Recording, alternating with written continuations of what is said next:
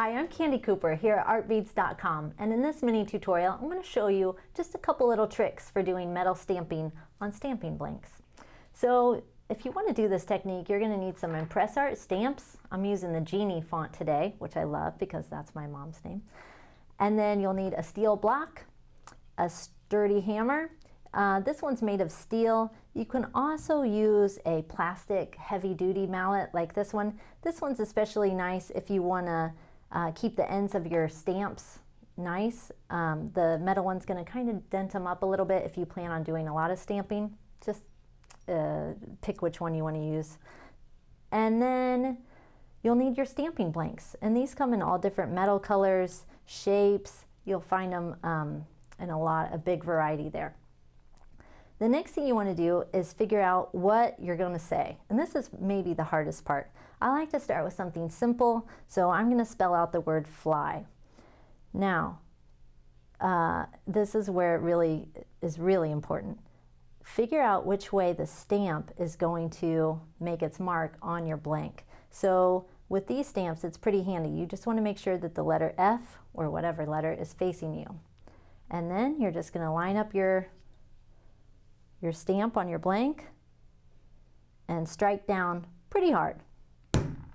And then if you feel like it didn't stamp evenly, you can kind of angle your stamp a little bit, give it another tap, and there we have our first letter. There are also ways that you can line up your stamp with tape and to make sure that you get an even line of letters. But my style is a little bit more free spirit, and I just stamp and go. So it just depends on how you like to look. See, my L got a little bit out of line, but I'm okay with that. I'll just make my Y kind of come over here and add a little tilt. And away we go. Now I've got some extra space at the bottom, and this is one of the tips that I especially wanted to share.